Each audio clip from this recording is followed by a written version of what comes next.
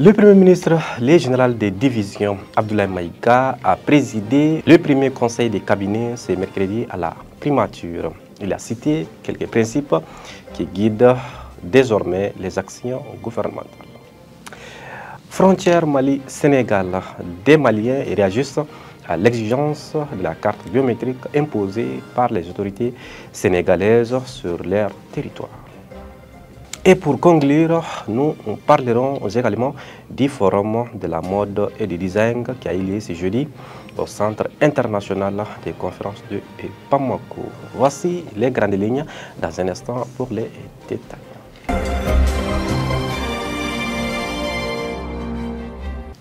Mesdames et messieurs, bonsoir. Je l'ai annoncé dans les titres. Ce mercredi 27 novembre, le chef du gouvernement, ministre de l'administration territoriale et de la décentralisation, le général des divisions Abdoulaye Maïga, a présidé le premier conseil des cabinets à la primature. Au cours de cette rencontre, le ministre Abdoulaye Maïga, après avoir remercié le président Assimi Goïta pour sa nomination au poste de Premier ministre, a expliqué les principes qui guident désormais les actions gouvernementales. Ensuite, instant solennel, remercier le président de la transition, chef de l'État, son Excellence le général d'armée Assimi Goïta, pour ma nomination en tant que Premier ministre. La lettre de cadrage du chef de l'État nous a été remise lors du Conseil des ministres inaugural tenu ce matin. Pour plus de précision, la dite lettre comporte 8 domaines. Le premier domaine est la défense et la sécurité. Le deuxième domaine est la poursuite des réformes, notamment le secteur de la justice, pour renforcer la lutte contre la corruption, la poursuite des réformes politiques et institutionnelles. Le troisième domaine est la satisfaction des besoins élémentaires des populations grâce à une économie forte. Le quatrième domaine est l'amélioration de la couverture sanitaire et le développement d'un système de solidarité nationale. Le cinquième domaine est l'amélioration du système éducatif et l'emploi des jeunes.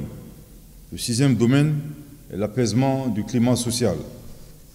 Le septième domaine est le renforcement de la diplomatie pour défendre les intérêts nationaux, raffermir les relations de coopération avec les partenaires qui respectent notre souveraineté, la protection des Maliens établis à l'extérieur et la mise en œuvre diligente de la feuille de route de la Confédération des États du Sahel, AES. Le huitième domaine est la création des conditions en vue d'élections transparentes et apaisées qui mettront un terme à la transition. À cet effet, le gouvernement a été instruit d'élaborer un plan d'action global. Les membres du gouvernement et moi-même exprimons notre gratitude au chef de l'État et nous nous engageons à tout mettre en œuvre pour atteindre les objectifs assignés avec professionnalisme en application de ces directives. Toutefois, dans l'exécution de notre mission, nous sollicitons l'accompagnement de tout le peuple malien sans exclusion, en particulier pour la réalisation de l'union sacrée et régulièrement prônée par le président de la transition, chef de l'État, son Excellence le général d'armée Assimi Goïta, dont les allocutions se terminent toujours par l'expression, je cite, « Ensemble, nous ferons le Mali croît ». Fin de citation. Frontière Mali-Sénégal. Selon les autorités sénégalaises, désormais, seule la carte biométrique ou les passeports est autorisée pour les citoyens maliens sur leur territoire. Une décision que certains Maliens trouvent inopportune.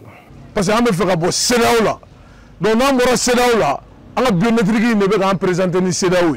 Donc on fera quand tu es ça, on est obligé de CEDEAO là en là. Autant arranger blé. Mais Sénégal déjà, Malien rek semblé, na kadai, Malien kana semblé, mais Mali to o jamana quoi.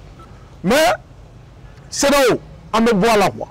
Donc on boit là, ni Sénégal bina minke, ngacha goke.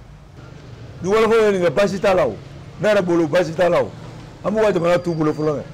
U fana an autorité fana be wuli jo wa camion, wa fa ata doya. Otro na solution. Abere mo ko be nyona.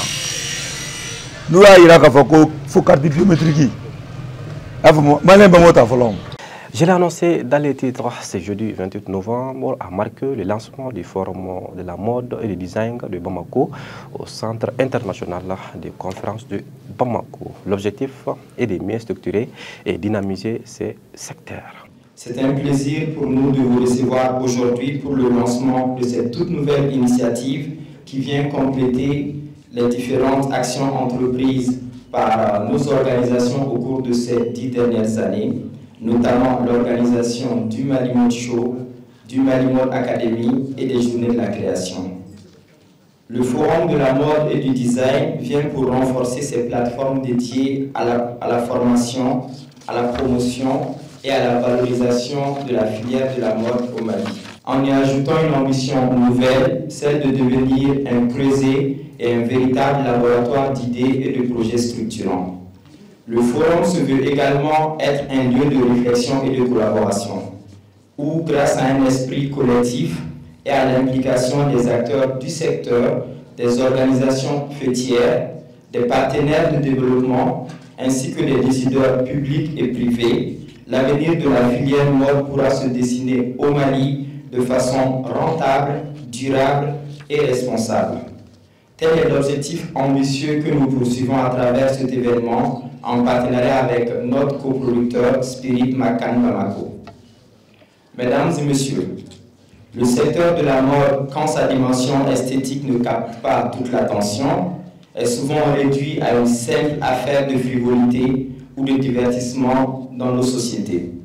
Les tenues de nos designers, les accessoires, les bijoux n'ont véritablement de valeur que lorsqu'ils sont exhibés sur un podium par un mannequin parfait ou suspendus fièrement dans notre armoire, prêts à nous faire sentir comme des stars sur les tapis rouges jusqu'à ce qu'ils se soient oubliés sous une pile de vêtements.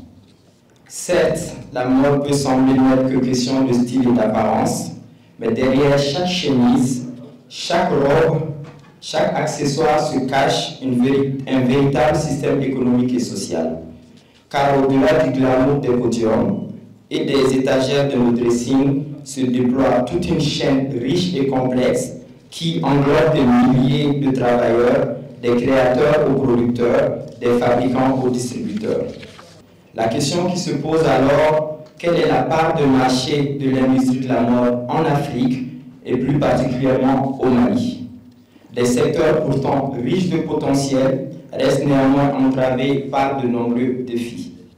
Parmi ceux, on trouve un manque d'investissement, un manque de données, d'infrastructures, des systèmes d'éducation et de formation souvent inadaptés, ainsi que des difficultés à accéder à de nouveaux marchés ou à s'approvisionner en matières premières de qualité à des prix compétitifs.